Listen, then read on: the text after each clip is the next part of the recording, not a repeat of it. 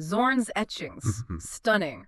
But he used photos, so. Yeah, so how hard could it be, right? That's the implication. Exactly. And like, it's interesting because it's easy to think that way, but our source, they made this great point. They're like, what if you gave someone, let's say, the exact same paints and brushes that like Van Gogh used? Right. Would they suddenly be able to just whip up Starry Night? No way. It's like, giving someone a chef's knife doesn't make them Gordon Ramsay. Totally, totally. And that brings us to this idea.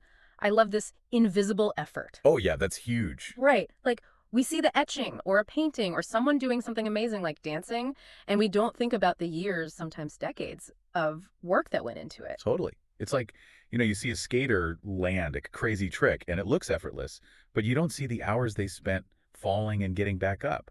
Exactly. And the source even uses one of Zorn's etchings as an example. And apparently there's a photo, a really similar photo, that he based it on. And that's where it gets really interesting. It's not about tracing. It's about like translation almost.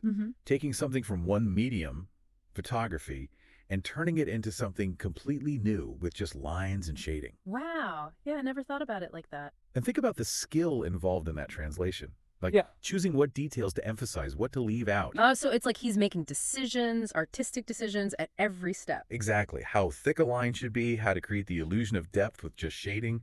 That's where the real artistry comes in. Even if you could trace a perfect outline, and that's a big if, right? There's just so much more that separates a basic copy from a real piece of art. I love the example that they use to explain this.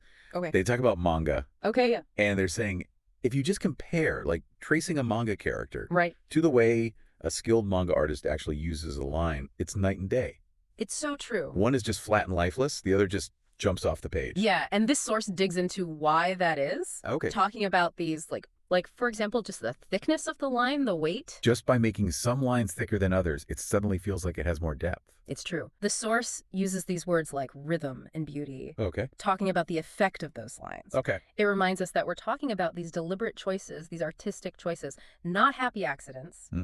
Like, think about how an artist uses things like hatching or cross-hatching. Right. They're building up layers of lines to get shadows, textures, even emotions across. Now, if you handed me, I don't know, sheet music for some Chopin concerto, it's not going to turn me into a concert pianist. Right. Or say, imagine, you had a Michelin star chef's recipe. Okay.